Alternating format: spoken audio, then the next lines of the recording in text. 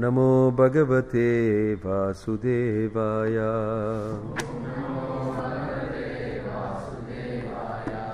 ओम नमो भगवते वासुदेवाय। ओम नमो भगवते वासुदेवाय।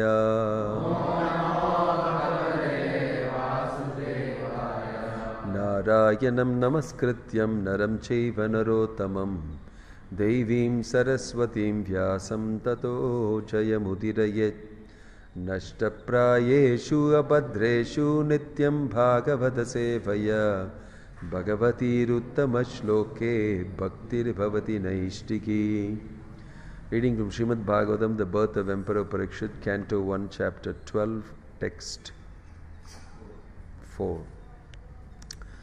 Sutavacha apippalat dharmarajah pitravad ranjayan prajah nihasprah sarvakamebhyah Krishna padanusevaya. Please repeat. Suta Goswami, Sutavacha apippalat dharmarajah पित्रवद रंजयन् प्रजाः निःस्पृह सर्वकामेभ्यः कृष्णपादानुसेवया। सूतवाचा अपीपलद्धर्मराजः पित्रवद रंजयन् प्रजाः निःस्पृह सर्वकामेभ्यः कृष्णपादानुसेवया। सूतवाचा अपीपलद्धर्मराजः पित्रवत् रंजयन् प्रजाः निःस्पृह सर्वकामेभ्यः कृष्णपादानुसेवया।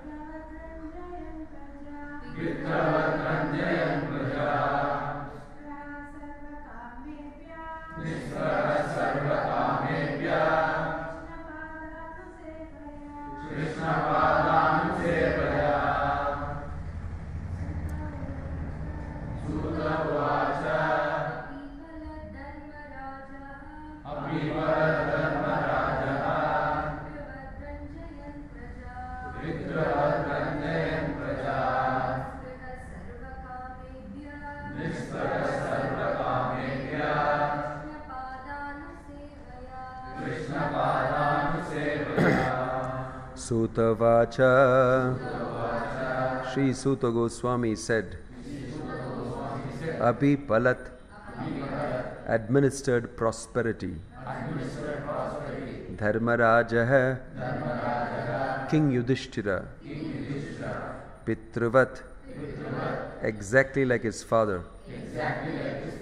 Ranjayan, pleasing. Prajaha, all those who took birth. Nihaspraha, without personal ambition. Sarva, all. Kamebhyah, from sense gratification. Krishna Pada, the lotus feet of Lord Sri Krishna. Anusevaya, by dint of rendering continuous service. Translation and purport by His Divine Grace A.C. Bhaktivedanta Swami Srila Prabhupada Ki.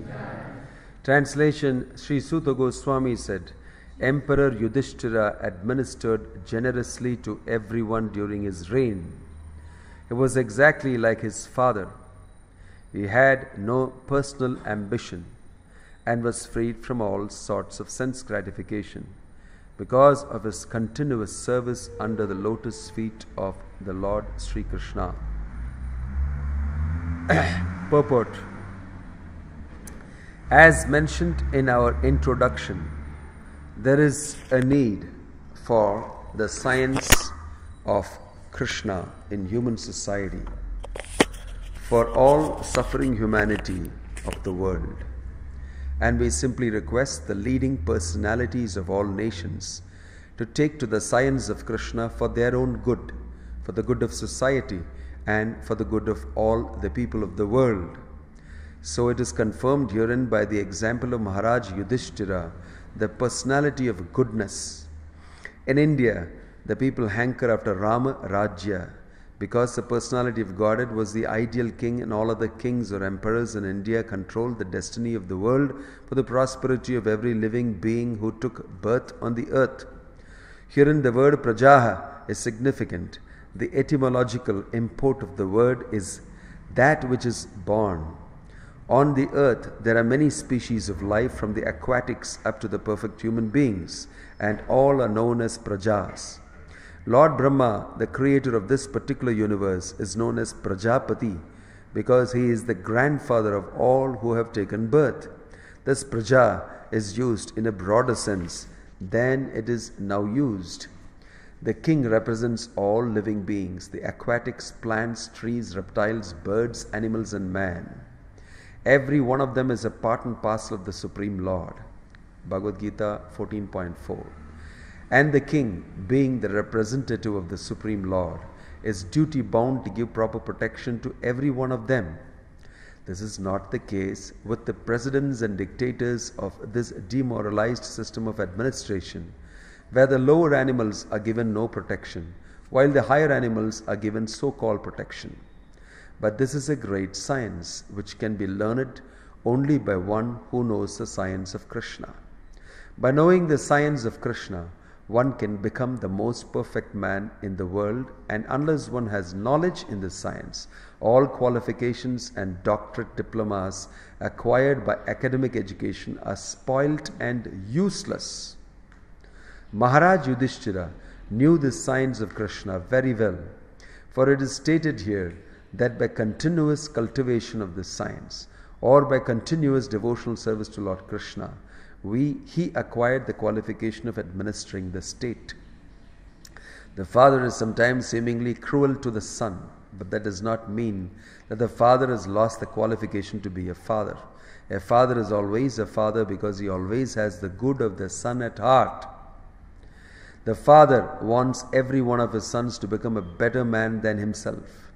Therefore, a king like Maharaj Yudhishthira, who was the personality of goodness, wanted everyone under his administration, especially human beings who have better developed consciousness, to become devotees of Lord Krishna, so that everyone can become free from the trifles of material existence. His motto of administration was all good for the citizens, for as personified goodness he knew perfectly well that perfectly well what is actually good for them. He conducted the administration on that principle and not on the Rakshashi demoniac principle of sense gratification. As an ideal king, he had no personal ambition, and there was no place for sense gratification because all his senses at all times were engaged in the loving service of the Supreme Lord, which includes the partial service to the living beings who form the parts and parcels of the complete whole. Those who are busy rendering service to the parts and parcels, leaving aside the whole, only spoil time and energy, as one does when watering the leaves of a tree without watering the root. If water is poured on the root, the leaves are enlivened perfectly and automatically. But if water is poured on the leaves only, the whole energy is spoiled. Maharaj Yudhishthira therefore was constantly engaged in the service of the Lord, and thus the parts and parcels of the Lord, the living beings under his careful administration, were perfectly attended with all comforts in his life and all progress in the next. That is the way of perfect management of state administration. Om Tat Sat. Om Ajnanatimirandasya Jnananjana Shalakaya Chakshurunmilitam Yena Tasmai Shri Gurave Namaha. This is chapter called The Birth of Emperor Parikshit. We have been reading the glories of Emperor Parikshit earlier also, how he was specially favored by Krishna. And here we are seeing a eulogy, praise given to Maharaj Yudhishthira. Specifically, it's mentioned here, he administered generously to everyone during his reign. He was exactly like his father. He had no personal ambition and was freed from all sorts of sense gratification because of his continuous service unto the lotus feet of Lord Sri Krishna.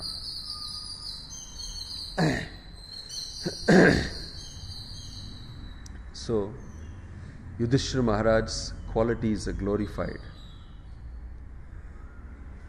These are not only leadership qualities. We can dismiss them as being leadership qualities. I don't want to be a leader, I'm not a leader, so I don't have to worry about it. No, these are not only leadership qualities. When a person has qualities, and they are great qualities, then he automatically becomes a leader. It's not that because he is a leader he has got qualities. It's just that because he has qualities, he is naturally a leader. So Yudhishthira Maharaj did not study MBA to become a leader. He did not do his PhD in some university to become a leader. He was simply minding his own business of life. That is becoming Krishna conscious. And there were byproducts as qualities which he had, which made him a fitting leader. They said, can you do this seva? He said, if you all bless me, if you want me to do, I will do. He did not become a leader. I want to be a leader, I want to be a leader, I want to occupy that position. That's the big difference with modern leaders. Everybody is being given leadership lessons, leadership courses, and finally they flunk everything in practical life. They are miserable leaders because leadership comes from inside out. What's the main thing here about leadership? He was freed from sense gratification because of continuous service unto the lotus feet of Lord Sri Krishna. Then you can be a leader. Which leader is going to do that? Continuously serve the Supreme Lord Krishna. Nobody outside is going to do that. They are continuously going to serve Maya. They are continuously going to pursue sense gratification.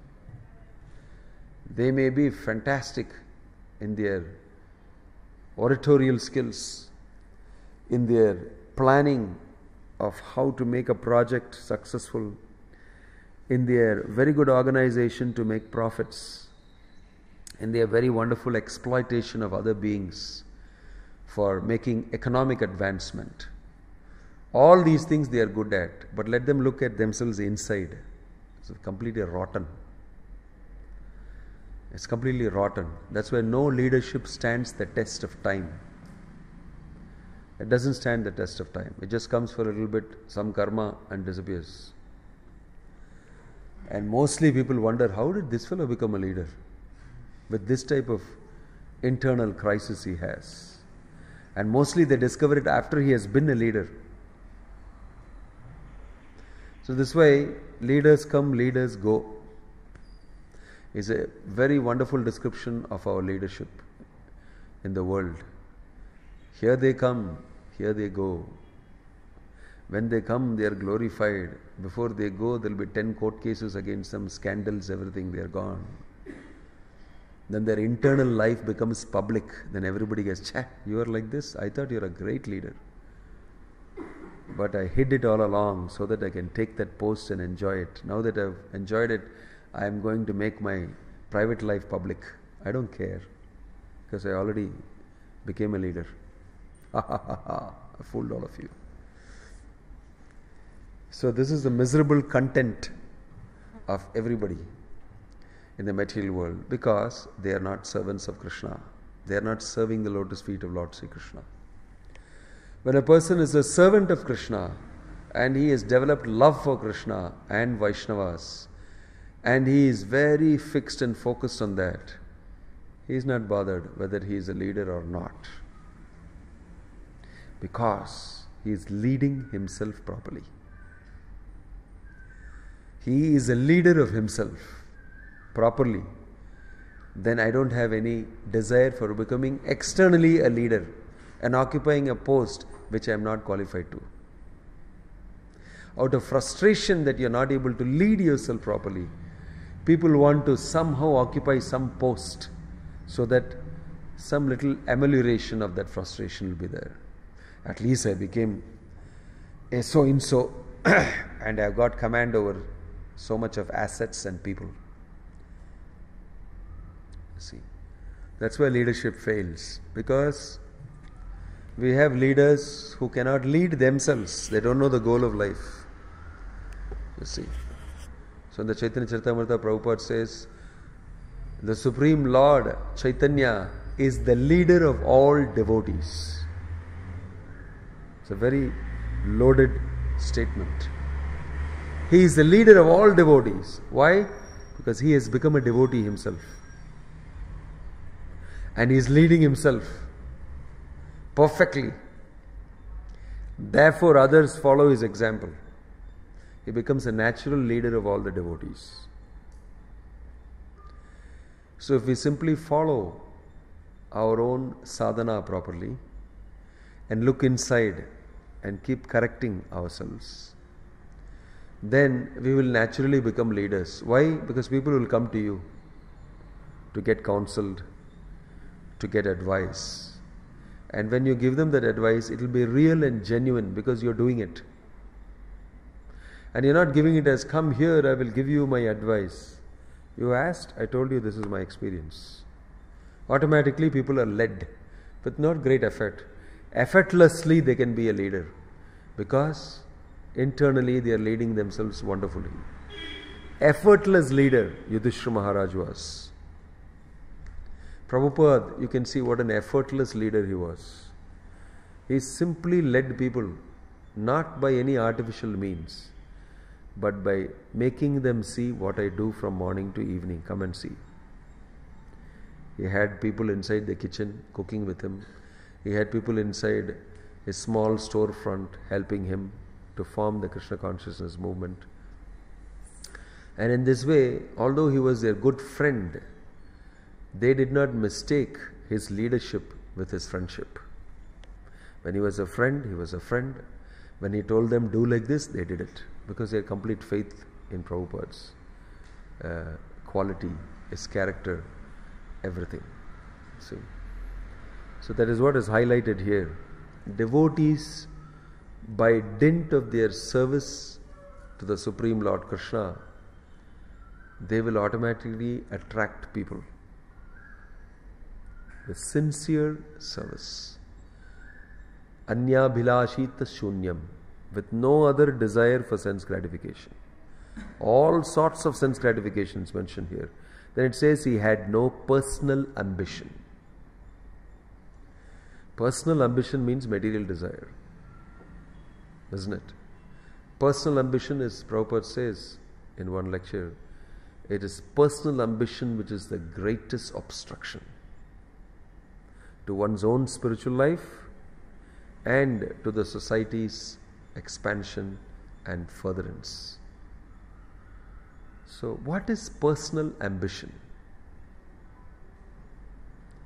What is personal ambition?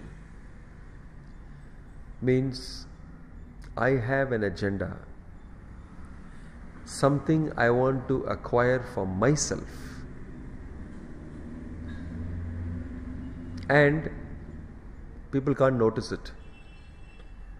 I don't reveal it, but I stay within a setup and I try to move everything towards acquiring my personal ambition. People can't notice it sometimes. Sometimes people can blatantly notice it. You can see, for example, most politicians get elected, they occupy a position, and then you can see their personal ambition coming up gradually. And in this way, the purpose for which they were elected to do something in their leadership, to lead, they don't. They just enjoy the position, don't lead others, and have sense gratification. This is invariably the story of every leader. Just have sense gratification in their position. Either the sense gratification is so subtle that the gross people whom he is leading cannot understand. So they think he is a great leader, selfless leader. But the very subtle desires, people who are intelligent and who know how things work, they know this is what this person is enjoying. Subtly, that's his personal ambition. Control, position, manipulation, all these subtle rasas they are enjoying. And externally they may look as spiritual leaders who speak spiritual topics, have a huge following.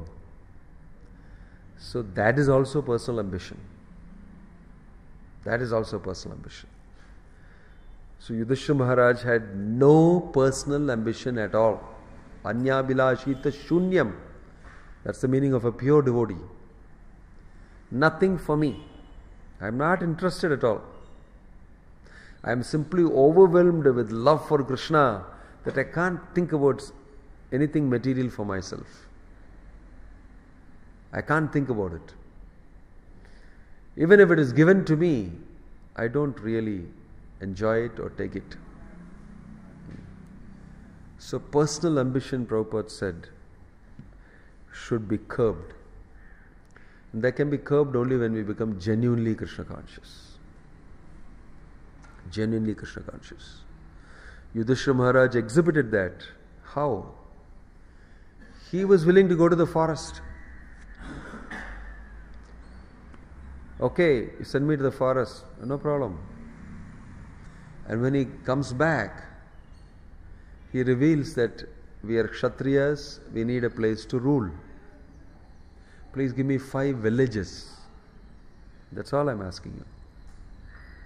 To do my duty as a Kshatriya. Duryodhana refused to give that. And then again he requested. Again he sent Krishna to Dhritarashtra. He tried so many things. And then inevitable, we have to fight. And that also Arjuna felt, why fight for our own kingdom? You can see that in Bhagavad Gita. You see, this is simply lobha. He says simply greed that we are trying to get the kingdom. Why do we need it? This was the meaning of the Pandavas. They're very much oriented towards dharma, not having any personal ambition. Then Krishna tells, okay, you don't want to fight, okay, but fight for me. You don't have personal ambition, okay, but fight for me. That should become your ambition. That should become your ambition. So for the sake of Krishna, I am willing to do. This is Yudhishthira Maharaj's attitude. These are all very deep. We cannot easily assume these things unless you have served the Lord for long. It's mentioned here, because of the continuous service unto the lotus feet of Lord Sri Krishna, unbroken. There may be problems, this, that. We never run away from assigned duty. We continue to serve. Then you become qualified to be freed from all sorts of sense gratification. It says here, continuously you serve Krishna, you will become free from sense gratification and personal ambition. See? So this is the cure. And Yudhishthira Maharaj, he was such an amazing devotee. He always practiced pure dharma, being a pure devotee, and never at any time felt, I am losing something by following dharma properly. He was willing to sacrifice everything for the sake of following proper dharma. That's why he is Dharmaraj. You see, even while Duryodhana was caught in the forest trying to enjoy, and he had a fight with the Gandharvas, and the Gandharvas were almost finishing him. At that time, Arjuna and Bhima from the other side of the lake were watching and said, very good, you suffer. And Yudhishthira said, he was doing Homa, and he looked up and he said, this is what is happening to our dear cousin Duryodhana, go and help him. And Bhima Arjuna said, what's wrong with you? You're off or something? He is the person who threw us out and we are in the forest. And if something is happening to him, let it happen. What's your problem? He said, no, you cannot watch and keep quiet. You are his cousin. He is our relative, our family member. Some Gandharvas are attacking. You must go and protect. And there was an argument between Bhima and Yudhishthira. Bhima said, you're off. What is wrong with you? And Yudhishthira explained, no, you must go and save him. Go immediately. And with great difficulty, Arjuna and Bhima said, why we have to go and do this? But they went and fought the Gandharvas, and the Gandharvas said, relax, you don't have to fight us. We are with you. To protect you only we came. This rascal, I know why he has come here. So they brought Gandharvas, and Bhima and Arjuna brought Duryodhana together to Yudhishthira. And Yudhishthira advised Duryodhana, you should not do things like this. Right? And he gave him advice, how you should be as a king, what you should do, what you should not do. He advised, and then he released him, cut off the ropes tying him. Before that, Bhima said, my dear brother Yudhishthira, we did what you want to do. We brought Duryodhana. Why didn't you give me one word? He pulled out his sword and said, I'll lop off his head. Let's go to the kingdom of Hastinapura and take over. Finished. Let's do it. Yudhishthira said, no. That will be a heinous sin, a crime. And Bhima was not able to adjust to this. And he released Duryodhana and left him. You see, this was Yudhishthira, always dependent on Krishna, always performing dharma properly. Everything will happen if we sincerely follow the instructions of Krishna. He will look after. This was the faith. So a devotee of the Lord, he should culture the faith that Krishna will protect. Rakshishyatiti vishvaso goptrutve varnam tata atmanikshepa karpanye. So this is the meaning of surrender. Yudhishthira Maharaj was very surrendered.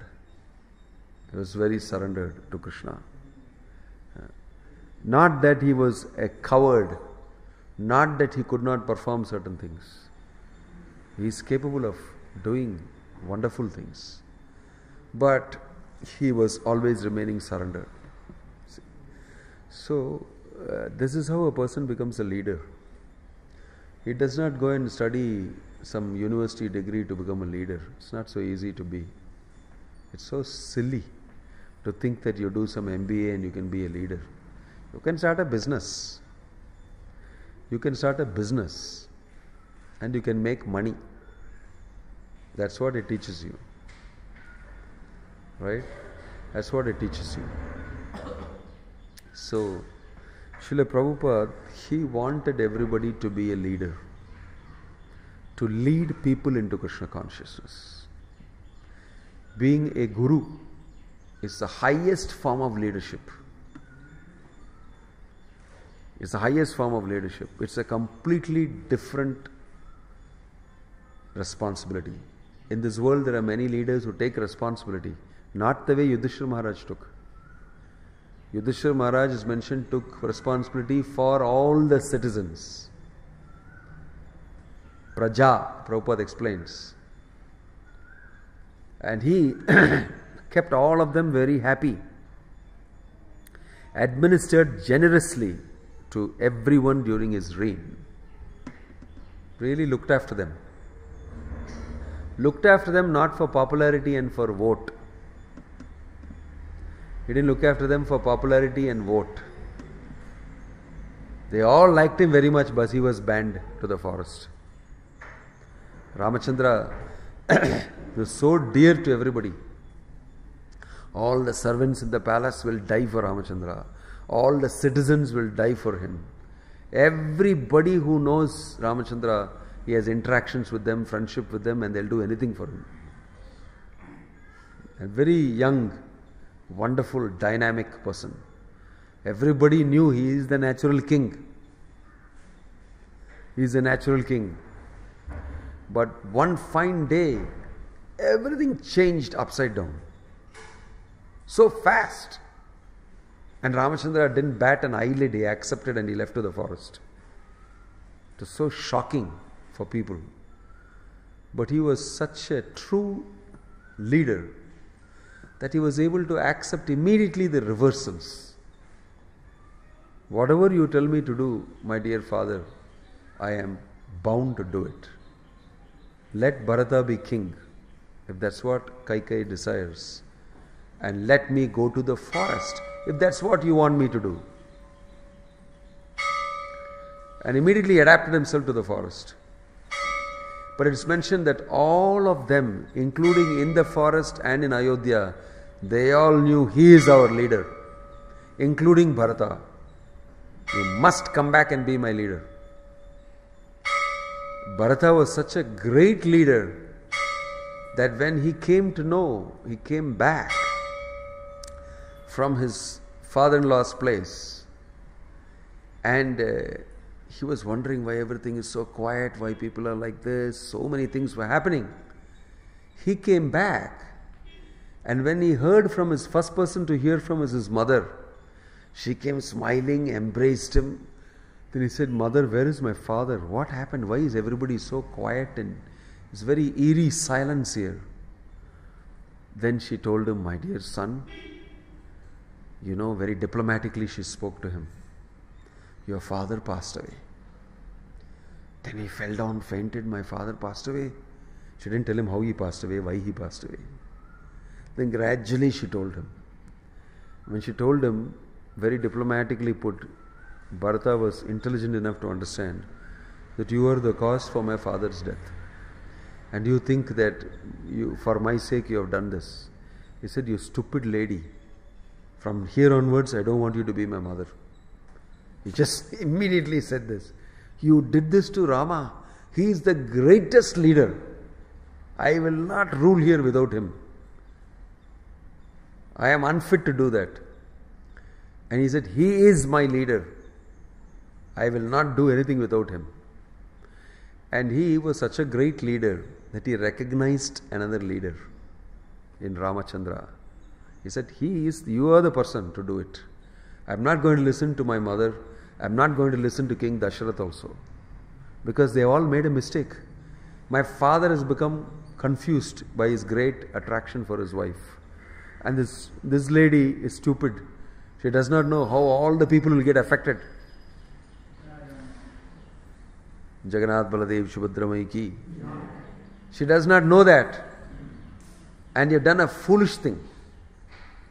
So no personal ambition. Zero personal ambition. Got such a wonderful chance landed on his lap to become the emperor of the whole world. and Ramachandra is gone. Normally in this world, people will snatch it. What can I do? Father sent him off to sing, and I'm forced to become the king. What to do? I don't like it, but I have to do it. Like that, they'll take over. Inside, they are thinking, wonderful. Asho, what a wonderful horoscope I have. That Ramachandra went to the forest. I always wanted him to go here. But he's Ramachandra, so I could not tell it. Now my mother has done it. That lady, a great service she has done to me. In this way, externally, Bharata should have said, without Ramachandra, how can I do? But what can I do? You are forcing me, so I'll go. Then after 14 years, I'll make sure Ramachandra does not come back also. This is what is my plan inside. This is what I'll naturally do. Okay, yeah, for 14 years I can rule, but after that he'll come back, no. That is worrying me. So therefore, let's send an army to this thing. Bharata, he didn't think like this. He thought opposite. I cannot be separated from Ramachandra. And he has to be the king, not me. He faced such a horrible situation, Bharata. Nobody understood him inside. He had such great love for Ramachandra. He wanted Ramachandra to rule, but everybody could see him differently. Here comes that fellow who wants to take over kingship. All Ayodhya people don't want to look at him.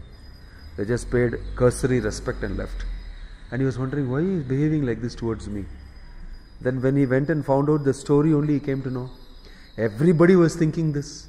So he assembled everybody together, and because he went to meet Kausalya, Ramachandra's mother, she also told him, now you are happy? Now you can this? He started crying, he fell down and swooned. How you can say this to me? I don't want to take the kingdom. I want Ramachandra to be there. Why you are thinking like this about me? It is not in my heart like that at all. And he consoled Kausalya. No personal ambition I have. Not even an iota. I am going, assembled everybody together, the court and everybody, all the ministers, all the elders. And he said very clearly, my stupid mother has done something completely wrong. I don't accept it.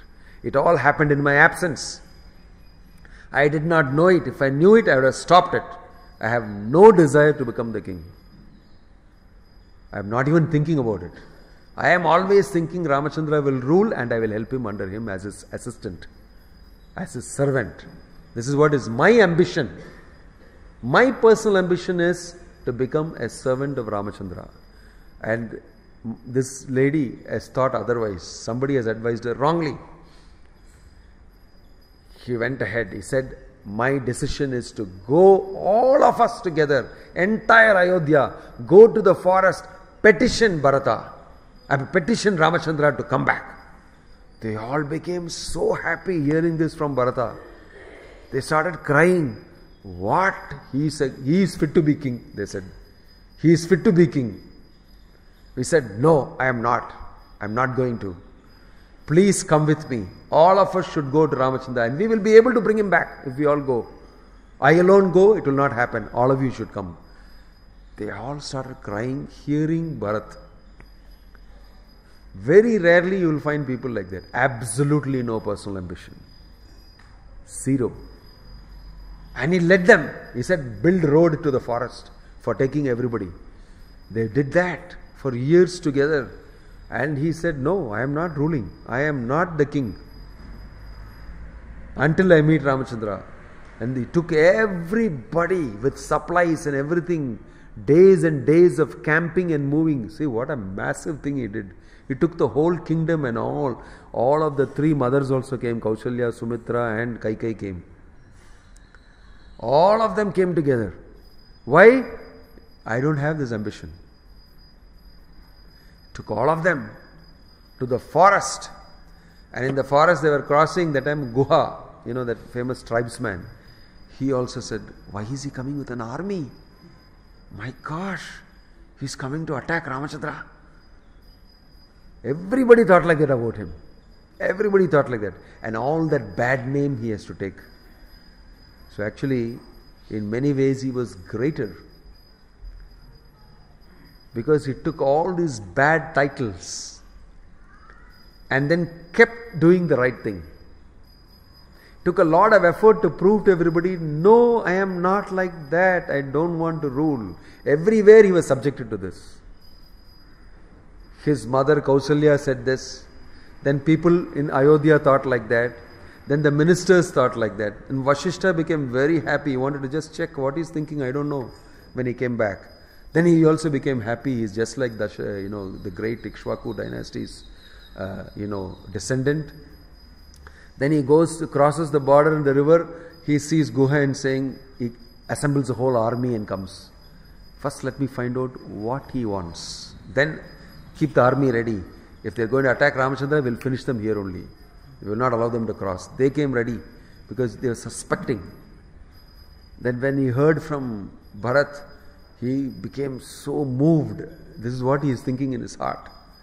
And then when Bharat heard, this is what you are thinking about me, again he swooned and said, what misfortune, what great misfortune for me that everybody is thinking like this about me. And not only that, army is coming inside, crossing all these things, Lakshmana is coming, Bharata is coming. Then they hear in the forest, Ramachandra and Lakshmana, they hear a huge cry of animals scattering, birds scattering, everything. And then they wonder, what's happening? Some disturbance. I can see birds are flying out, animals are running. They are spotting something. So he told Lakshmana, why don't you climb the tree and see what's happening? Maybe some army is coming. Maybe we have to get ready. So Lakshmana climbed up and he saw, wow, whole army is coming. And so many people, which he thought from the distance is a big army. Whole Ayodhya is coming for a different reason. And they were all coming. He thought, wow, that is Lakshmana's chariot. Emblem is here. He is coming to finish Ramachandra and us. Such a wild fellow, because he was not there when they were sent to the forest. Now he is making sure that he'll come and finish Ramachandra so that he can go back and rule the kingdom in peace. Rascal. He got down from the tree and he started talking to Ramachandra. He started telling Ramachandra, that fellow, that Bharat, full of personal ambition, he's not satisfied with getting the kingdom alone. He has come with his army to make sure that he continues to rule beyond the 14 years. So that he won't come back to claim the kingdom as the eldest son. Right? So that rascal is coming to do this. We will finish him. Take Sita inside. I alone will do it. I'll get him. I started screaming. Ramachandra got very disturbed and angry. He alone knew Bharata is not coming for that. I know who Bharata is. He said, Lakshmana, before you conclude these things and think that you need to fight and do all these things, wait a bit. I don't think Bharata is coming for this reason. He is not thinking like that. He has no personal ambition. He is coming to get me back to rule the kingdom. But I have made my own decision already. Don't think like this. If you want the kingdom, you can leave and go now with Bharata. I will talk to him. I will talk to him. There's no necessity to think like this, in this wild, vicious way. If you want the kingdom, I can speak to Bharata and ask him to stay with me and you can go. This is what Ramachandra told Lakshmana for thinking like that about Bharata. Lakshmana, he just withdrew into himself. He just bowed down and collapsed on the floor. I thought like this without even controlling myself. And Ramachandra thinks like this. And that is the truth. However did I think like this? And then Bharata comes. And by seeing Bharata's behavior with Ramachandra, everybody was drawn to tears. Because he said, I have no desire. I simply want to stay by your lotus feet. I cannot suffer the separation from you. You must rule. Even when he told that, no, you must rule. You are the king. Your father has told that you should rule. He said, what does father know of what happened? You are the person. And this stupid lady, my mother, did this. And his mother was standing there and bowing down. He told her, don't blame your mother. Situations and circumstances beyond anybody's control. Right? You simply have to go and rule. Because that's what you know. You must come. He said, no, I don't come. I have to keep up my word, my vow. You see, no personal ambition for both of them. This is why they discuss like this. If there's personal ambition even for one of them, the discussion will be different. Oh, is it so nice, so wonderful quality you have? For your sake, I'll go and rule. Thank you very much, you idiot. That's exactly what I wanted. I just, this is what you think inside. In the outside world, they'll say, he's a fool. They'll say, he's a fool. He and his principles. Right? He's not a fool. Actually, Bharata is not a fool. Ramachandra is not a fool. The conversations of people who have very high ideals is amazing. And people in this world will think these are both foolish. No, they're not foolish. They're very highly intelligent. So Bharata's conversation with this Ramachandra is very nice, and Ramachandra is denying kingship. He is also not saying, okay, I was always feeling a little guilty about the fact that I should keep up the vow for my father. Now that all of you are saying so, I must listen to my elders, He didn't also do that. He didn't say I should listen to Vasishta, I should listen to all the Sumantra, my ministers and all the citizens of Ayodhya have come. No. And you have also come, all my 3 mothers have come. Kaikeyi is come and saying, please come back, I made a mistake. So what more you need?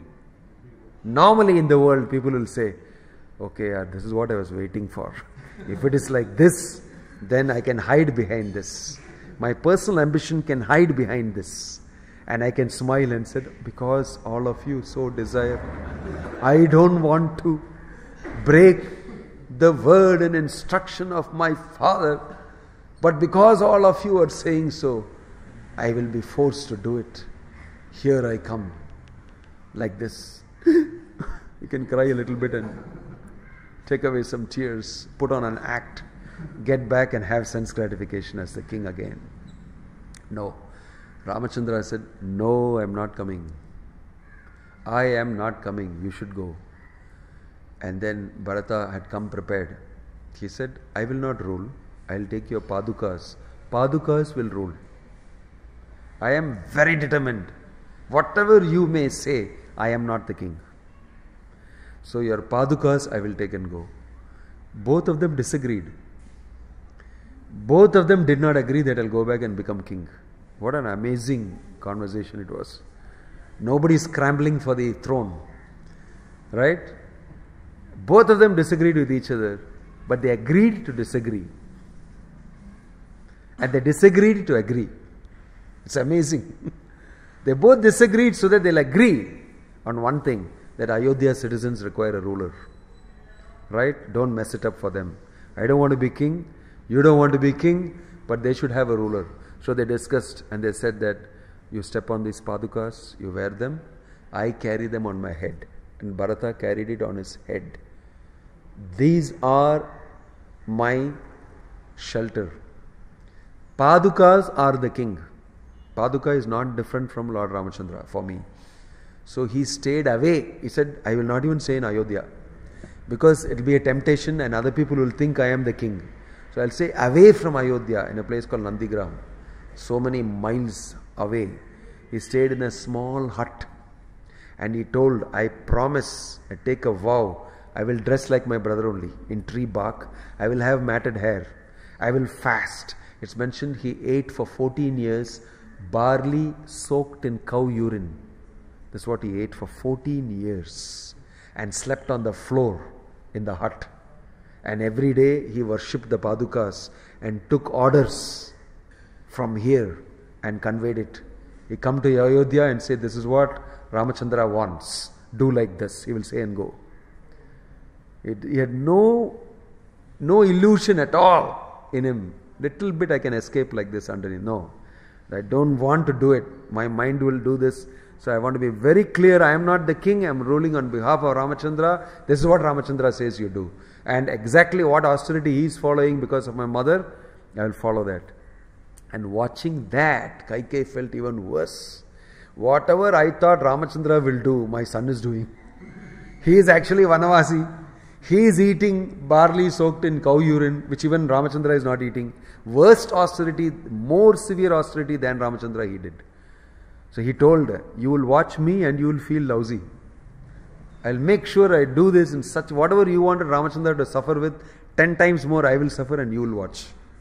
He said this to her, 10 times more I will suffer and I am determined not to be king. Because this is what you want, I am determined not to be king. Everything that you want, I don't give you. You foolish lady. This is the attitude. It's completely different. No personal ambition. So, you see, it's not that they are controlling themselves against personal ambition. It's not a temptation to them at all, because they live by higher principles in life. Krishna, I am a servant of Krishna. I am nobody. If Krishna wants me, he can embrace me, or he can simply turn around and kick me on the face. Whatever he does to me, I continue to be his servant. This is what Lord Chaitanya explained in the Sikshashtaka. This is strength. This is what is the meaning of power. This is what is the meaning of being intelligent. This is what the Bhagavatam offers to everybody to emulate, to practice, and to perfect. You can see perfection in Bharata.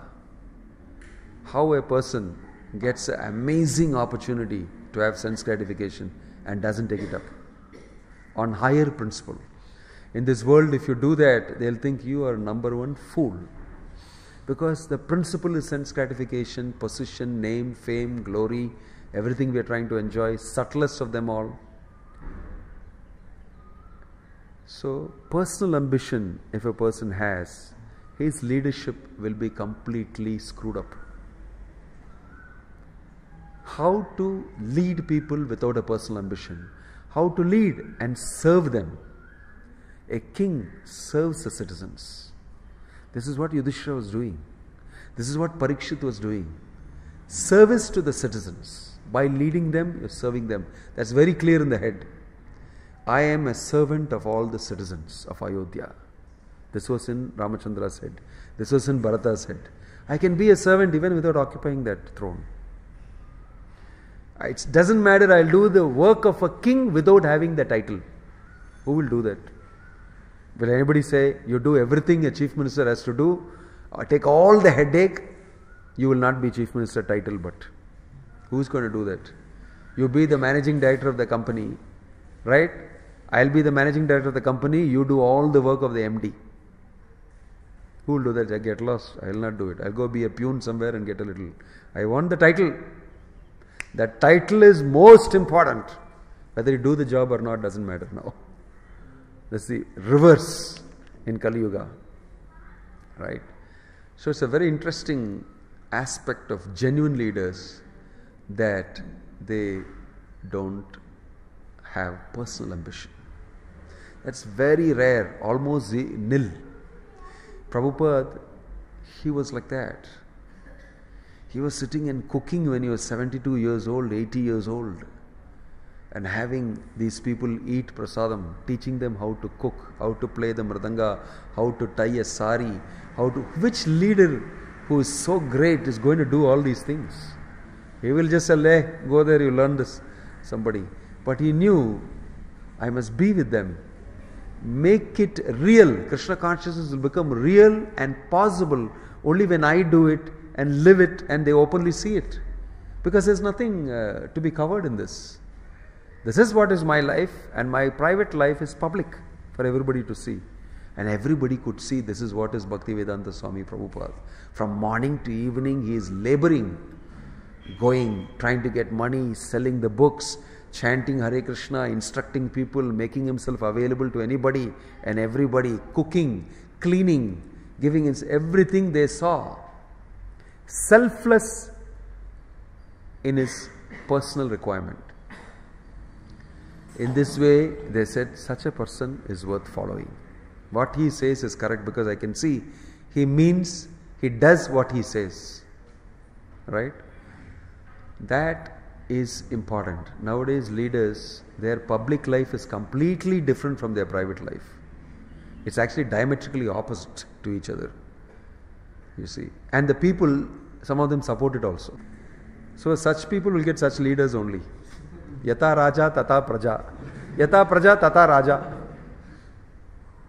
But here the Praja, Ayodhya's Praja, they are coming and telling Ramachandra, you are our Raja. This is Ram Rajya. We want you to be an authority above us. We want you to punish us, train us, give us affection, love, everything. We want you to do everything for us. You are our leader. Right?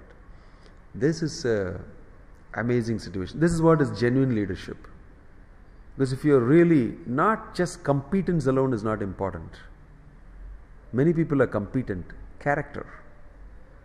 If both coupled together nicely, then you become a leader of yourself, a natural leader of others, and you are able to do good for people.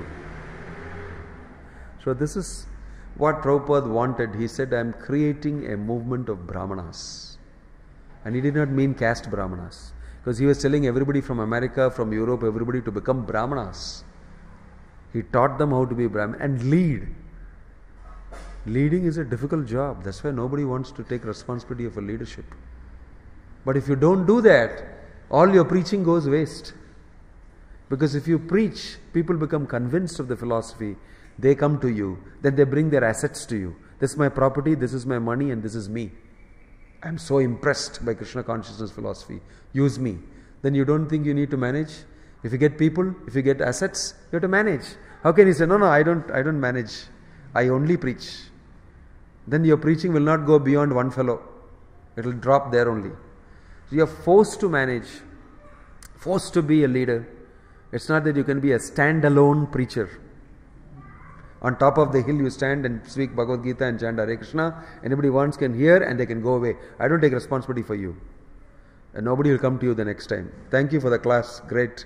I don't come to you again. I look for a person who can speak and walk his talk with me and prove to me by giving me counsel and advice that it is possible to do. You stand on the hill and speak this, you stand there alone.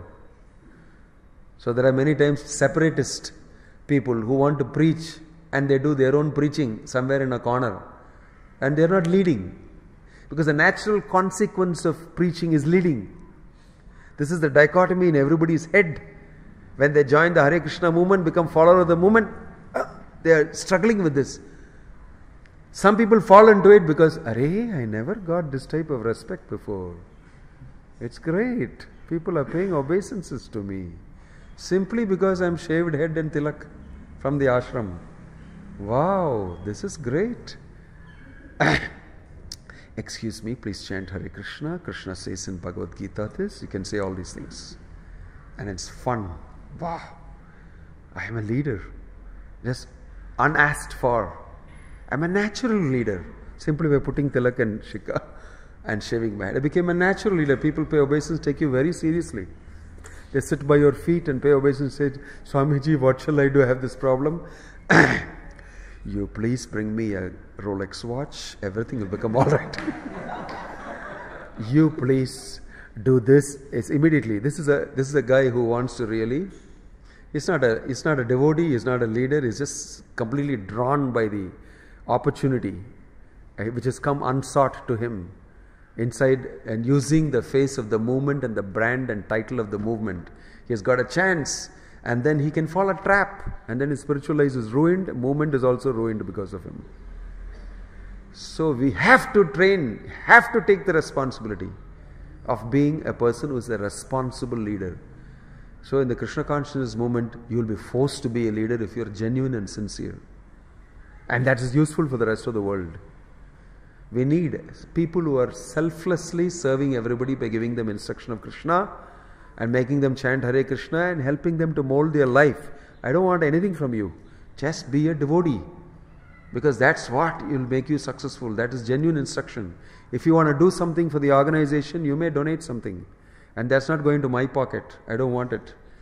We will build a temple, we will make the worship bigger, more people will come, we'll save more people. That's all. This is how Bharata was, this is how Ramachandra was. That same Bharata moment that was expressed by him on the hill in Chitrakoot to Ramachandra can be expressed by you even now. It's not that because he is Bharata alone that he is able to do that. That is an attitude. That is a quality that you can manifest even within your small realm. Within your small realm, it doesn't require another Chitrakoot and Ramachandra for me to exhibit that. And I have to become Bharata and reincarnate myself. Not required. You can exhibit that in every action that you do without personal ambition. You can, if you see something wrong, you can set it right.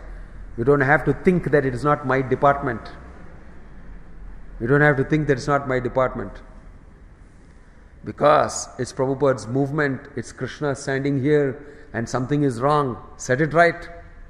And people watch you and they'll be moved to set it right. Do everything possible sincerely to make a good presentation to everybody about Krishna consciousness. And you will see, you will go in leaps and bounds in your spiritual life. It's because of personal ambition of some type of the other. Personal ambition gets disguised in some way or the other. And we don't recognize it. We need somebody else to tell this is wrong what you're doing. It's a conflict of interest. It's personal ambition. And if you're pointed out, you should be very happy, not get angry. Rascal, how did you notice this? And you get angry with the other person. I was nicely cuddling and nicely couching that wonderful desire in the cushion of my spiritual life. And you came and pointed it out and spoiled everything for me. So I hate you. No, I like you because you're able to see this and show these things to me. That's the way things work. Then everybody will be able to be clean without personal ambition. And everybody will work like Bharat. It doesn't belong to me. The leadership is Bhaktivedanta Swami Prabhupada only. Right? We hold his padukas. And we rule for him, do for him. Prabhupada is giving this instruction. You can read this in the Leelamrita. On his second visit after his stroke, he came to India in 1967. In 1968, he's coming back and the disciples are asking him. He's revisiting them and energizing them. Then they are not doing their services properly. Some people this and all that. No. You must carry out the worships, clean the temple, do the arati, cook for the Lord, everything. All these things you are doing under my order. It is I who is doing it and you are my representative doing it. Then they all clicked. Oh, that's how I should think. Prabhupada is doing it through me for Krishna. Prabhupada is telling them, I am the one giving you the instruction to do it. You do it on my behalf. The cleaning of the floor, the worship of the deities, the printing of the books, the distribution, the preaching. So they became energized, thinking that yes, I'm not doing it on my own. I'm not doing it for myself. And if I'm doing it representing Bhaktivedanta Swami Prabhupada, I better do it properly. Otherwise, what will people think? So in this way, the king is a representative of the Lord. Naradeva is a name given to him. He is the Lord in human form. So he rules for the sake of the Lord. He is the representative of the Lord. And he is very conscious about it. I am representing Krishna. Everybody is watching me. They should get the correct idea and become Krishna conscious. So whatever it takes, he does that. However austere it may be. Maybe he cannot eat. Maybe he cannot do this. He cannot sleep on time. He cannot do this. But he continues to do that as a service to the Lord. Same way, Prabhupada, as a service to his Guru and to the whole parampara and to Krishna, did many things. This is the meaning of a leader, especially in a spiritual movement. It's more difficult to be a leader in a spiritual movement. Though it is easy to become a false leader. Very easy. Great opportunities for doing that. But to be a genuine leader, it takes time, effort, lot of work, and you have to evolve into being somebody so that you can genuinely serve Prabhupada's movement.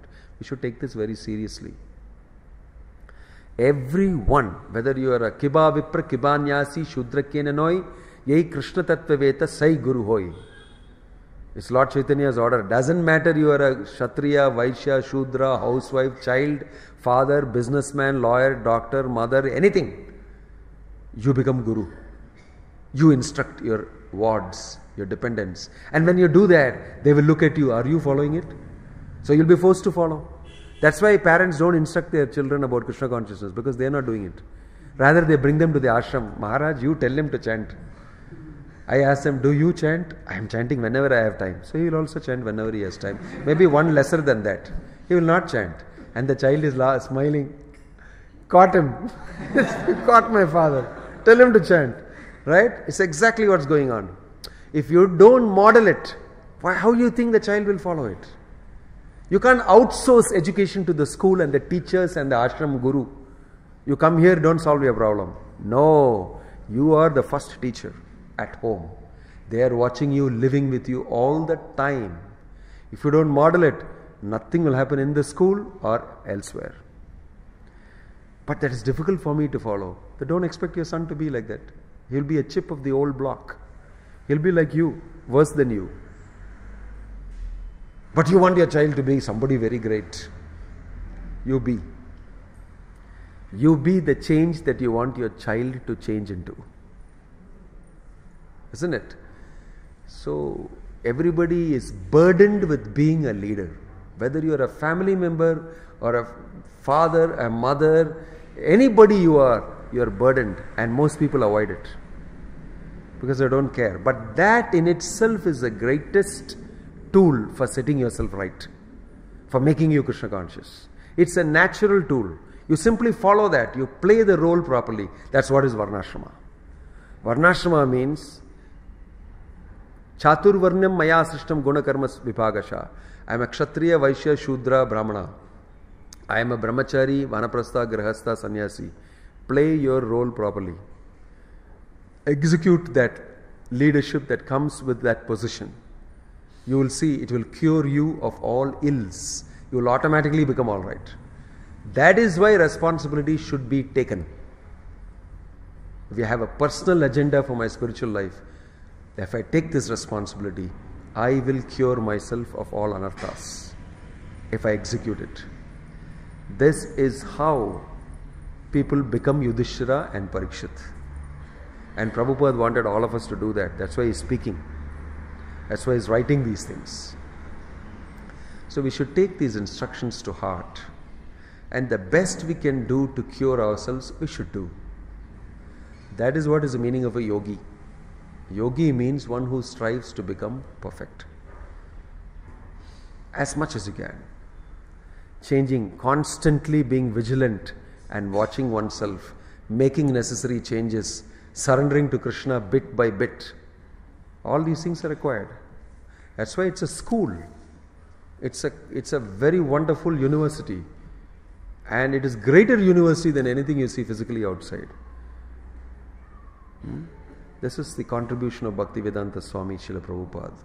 And these are amazing qualities that we can hear. Yudhishthira Maharaj administered to everybody generously. He had no personal ambition. He had nothing for himself. And he ruled so nicely. Right? So we should learn these lessons.